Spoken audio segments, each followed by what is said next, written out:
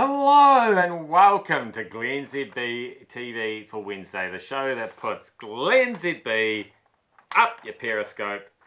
I'm bringing New Zealand to the world and the world to New Zealand. Back in the studio, renovations are finished. But we still do have news that's not news. The author of To Sir With Love has died. The Guyanese author, educator and diplomat E.R. Braithwaite used his years teaching in the slums of London's East End to inspire the international bestseller.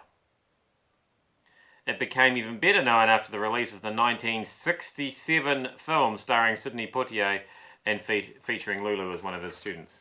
So that's right. A guy who wrote a book nobody has ever heard of, which was then turned into a movie which was quite successful, which starred a singer who sang the theme song, which was perhaps the most successful thing about this whole thing.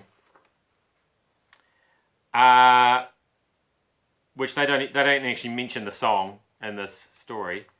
Anyway, the guy who started it all has died, aged 104. So basically, the story is a very old man has died.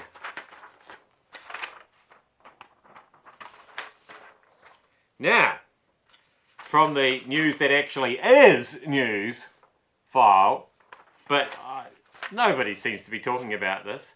There's still no government in Iceland 6 weeks on from their election. That's not the interesting thing. The interesting thing is the anti-authoritarian Pirate Party has struck out in a third failed round of coalition talks. The Pirates were given a chance to form a government when the first place Independence Party and second place Left Greens both failed as well. I just feel like we're not talking about the pirates in Iceland enough. Is that the sixth Pirates of the Caribbean movie? Is that what that's about? Pirates of the Caribbean move north and get cold? Hang out on volcanoes? I don't know. You get enough rest. I'm asking everybody generally. It's a stressful time of year. This time of year can be exhausting. We talked about Donald Trump's very obvious bags under his eyes yesterday, and mine. But Rodrigo Duterte, the controversial Philippines president, says that if he could go back in time, he wouldn't be president because he finds the job too exhausting and the pay is not enough. I mean, I think he should have really looked into the pay scale before he stood up for that job. I'm pretty sure that would have been public knowledge. Was he hoping for a big rise? The exhausting part, yeah, sometimes you do jump into the deep end a bit, don't you?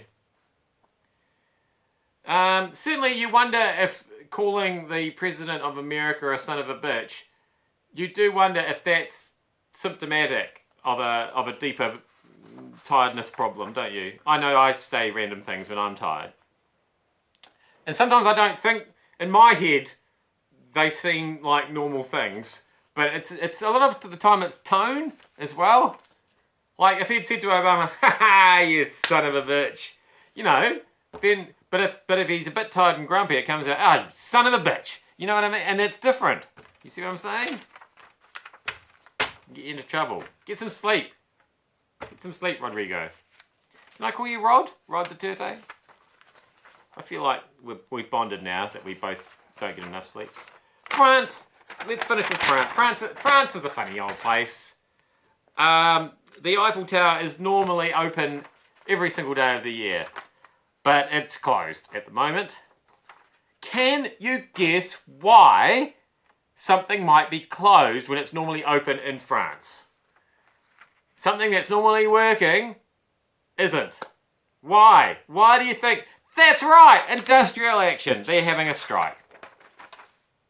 I'm not quite sure how an Eiffel Tower goes on strike.